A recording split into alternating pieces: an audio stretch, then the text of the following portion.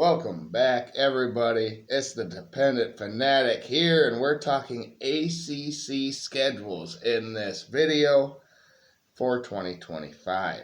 We're going to go from the easiest schedule to the hardest schedule in conference. All right. So their conference opponents this year's wins added up, divided, and I'll give you a percentage for every one of them. Also, I will mention some of their good non-conference opponents along the way. But these are the easiest to hardest conference schedules. All right. Virginia. They play a game versus NC State early in the season at NC State, week 2.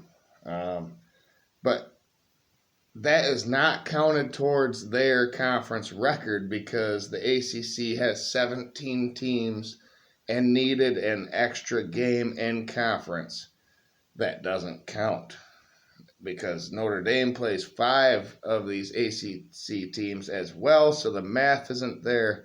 There had to be, just like last year, a ACC opponent for a couple of the ACC teams, and it doesn't count towards the ACC record. All right, so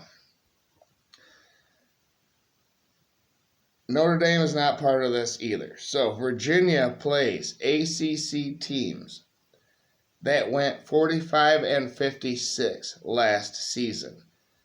45%. I round up in the percentage. It's the worst I've seen between the ACC, SEC, and Big 10. I have yet to do the Big 12, a video that I think is the worst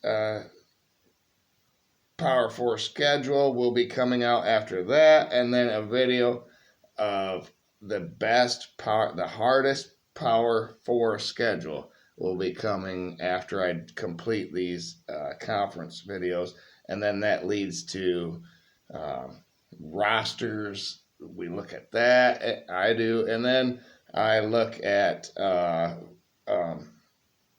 projections after that. So my predictions will be coming for each and every one of these conferences, but I don't jump into it willy-nilly. I got to do a little bit of research.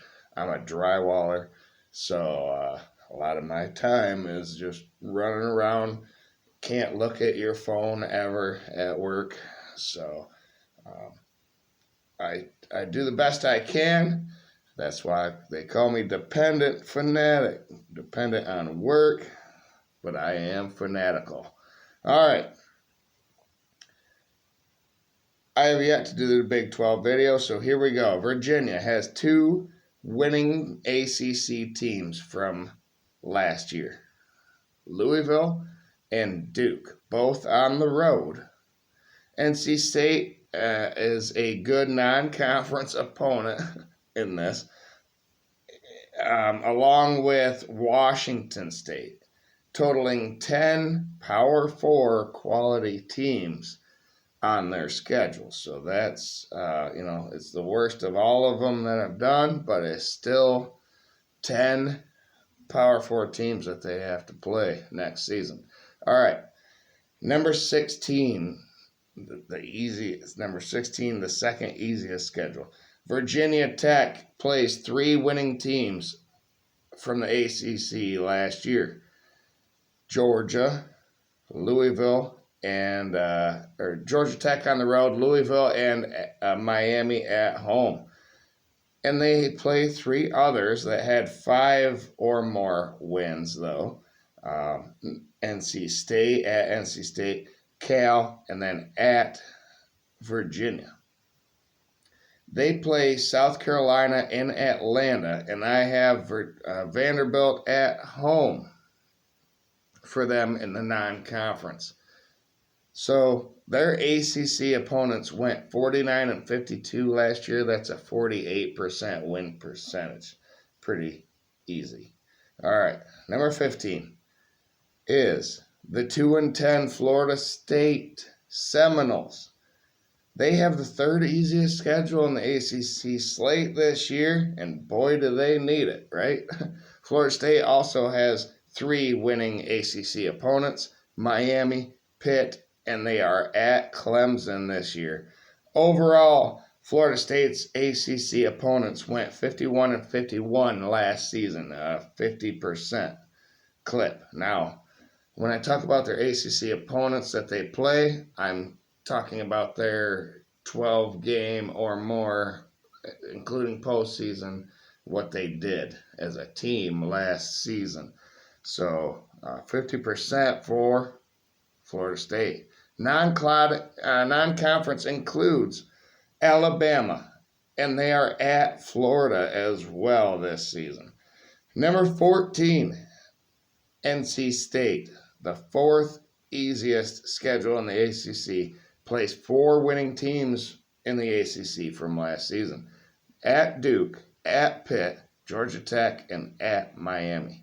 In totality, their ACC opponents went 50% last season as well. The non-conference includes at Notre Dame. So that was, and the non-conference has nothing to do with this. I'm just mentioning it for each team. They're good non-conference games. And at Notre Dame. All right. The title loser right to Ohio State last season. The 5th easiest schedule is number 13. Wake Forest plays 3 winning ACC teams. Georgia Tech, SMU, and then at Duke. But they also play 4 teams that went 5-7 or 6-7. Wake Forest's ACC opponents went 52-51, so 50.1% is better. It's harder than NC State's. The non-con really, though, is at Oregon State, which is not all that exciting after Michigan State got their coach prior to last year. All right. The 12th easiest schedule. North Carolina plays nobody in the non-conference, but their conference opponents went 53-49, 52%. So Bill Belichick will be playing 3 winning ACC teams from last season: Clemson, at Syracuse, and then Duke. Number 11, Miami plays 4 winning ACC teams from last year. Yes, there were 4 winning ACC teams. I kid you. I know there are. You know there were. It was a joke. Louisville at SMU, Syracuse at home, and then at Pitt. In totality, their ACC opponents went 54-49 last year, 52% clip. But Miami plays Notre Dame and Florida in a non-conference. But that doesn't matter as far as conference championships go. And as of right now, the Power 4, the top 5 conference champions get in. So no worries there if you win your conference. Duke has the 10th easiest schedule. Their opponents went 52% as well in the ACC last year. They play 3 winning teams in the ACC, but at Syracuse, Georgia Tech, and then at Clemson. And then they play 4 teams that went 5-7 or 6-7 in the conference. And they are at Tulane in the non-conference. All right, number 9, Stanford. Winning teams are on the 4 winning teams are on the docket for them. Boston College, barely a winning team last season. They're at SMU. They're at Miami. And then they have Pittsburgh at home, another barely winning team last season. 3 other teams, though, went 5-7 or 6-7. Stanford is at BYU and has Notre Dame in the non-conference. The 8th easiest schedule belongs to the California the Bears, right? Golden Bears. Their ACC opponents went 54% last year. Still boggles my mind, this conference realignment and all this stuff. The teams that are in certain conferences. 56-47, their opponents went last year, the ACC opponents. Winning teams include at Boston College, they have Duke at home, at Louisville, and they have SMU at home. Cal is at Oregon State and at San Diego State, as well as having Minnesota in the non-conference. So plenty of non-con power there. All right, the seventh easiest schedule in the ACC belongs to Pitt. They have 5 winning ACC teams from last season. Louisville, Boston College, they're at Syracuse, they're at Georgia Tech, and they have Miami, of course. In totality, their opponents went 57-46. That's a 55% clip. So we're getting harder. We're getting harder schedules here now. Some that might resemble the Big Ten and the SEC. We'll talk about that at the end of this video. The non-conference for Pitt includes at West Virginia, and they have Notre Dame as well at home. All right. Georgia Tech has the 6th hardest schedule. Their opponents went 57%, their ACC opponents, 59-45. To compare to the SEC, they have 12 harder schedules, and the Big Ten has 10 harder schedules than Georgia Tech's. Georgia Tech has 5 winning SEC teams, and 2 had wins. Clemson, 2 had 10 wins, Clemson, they're at Duke. They have Syracuse at home. They're at Boston College, and they have Pitt. So I thought, the non-conference besides Georgia, besides the Georgia matchup, is at home this year. The terrible non-conference besides Georgia. All right, so Georgia Tech has a pretty hard schedule. Now, here we go. The 5 hardest ACC schedules. SMU has the 5th hardest schedule. Their ACC opponents went 57% last year, including 5 winning teams they have on the docket. 4 had 9 or more wins. Syracuse at home. They're at Clemson. They have Miami. They're at Boston College, and they have Louisville at home. They are also at TCU and have Baylor in their non-conference. The 4th hardest schedule, Clemson. They have 6 winning ACC opponents last season. So we're jumping up there. And their 8 opponents were 59% last season in win total. They were at Georgia Tech, or they will be at Georgia Tech, Syracuse, at Boston College.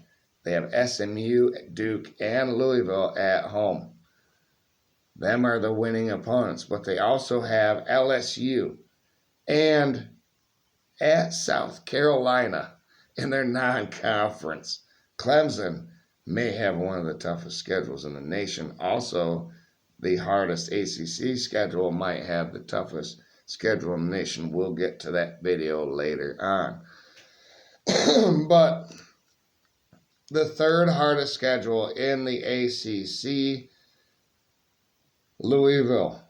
Their opponents went 59% last year, same as Clemson. But Louisville doesn't play a team that went worse than 5-7 last year, and plays 5 winning ACC teams. They are at Pitt, at Miami. They have Boston College and Clemson at home, but then they are at SMU. They have Kentucky at home in the non-conference. So that's a good thing for Louisville. All right. The 2nd hardest schedule in the ACC. Boston College has opponents in the ACC that won 60% of their games last year. 6 of them were winning teams. And they're at Pitt, Clemson at home, at Louisville, SMU, and Georgia Tech are at home, and then they're at Syracuse. Boston College has a game at Michigan State, and then one versus Notre Dame, once again, one of the 5 in the non-conference. The hardest schedule in the ACC. You guessed it, it's the one that has been mentioned, Syracuse. Their ACC opponents went 66% last year. The worst was North Carolina, 6-7. The rest were winning teams. They're at Clemson. They have Duke at home. They're at SMU. So they're at the 2 conference title participants from last season. They have Pitt. They're at Georgia Tech. They're at Miami. They have Boston College. That is by far the hardest ACC schedule. And on top of that, they play Tennessee in a neutral site, and they're at Notre Dame in the non-conference. So poor Syracuse. Is McCord still there? Did he move on? They need him, don't they? To compare, Syracuse conference schedule to the SEC and the Big Ten's hardest. Mississippi State's was 71%, and Wisconsin's was 68%. And I have not done the Big 12 yet, so keep that in mind. But I doubt it's going to surpass. It may surpass Syracuse's schedule, 66%. So to compare the easiest conference schedules, UVA, Virginia, had the easiest in the ACC at 45%. Michigan's was 46% for the Big Ten. And then Missouri's was 52% for the SEC. They have five teams that are harder than the easiest ACC schedule. So there you go. Will this matter for the committee? Obviously, wins, losses is going to be proven out on the field, but is this schedule deserving enough to get more than one team into a 12-team playoff? Let me know in the comments below. I'm rooting for you, ACC. I want college basketball or college football to not turn into college basketball. I want everyone to be included at 12 so we don't have to go to 32 teams in college football and then lose games in the regular season because of it. I don't want that. So hopefully the ACC can hold their own in the non-conference, because that is really what determines the strength of each conference. That's the first thing that happens in the rankings in the AP pollsters and stuff. They look at what each conference did versus other conferences, and then their non-conference record in totality. And that gives them a bump. All right, so now all of a sudden, Indiana looks good, even though they didn't play anybody in the Big Ten that was worth a damn. Lost to one, beat Michigan, but they really weren't that great at the time. But that's all they had. That's all they had. But because they were in the Big Ten, who had a great non-conference, they were determined to be one of the 12 teams. So it's going to be interesting to see what happens going forward.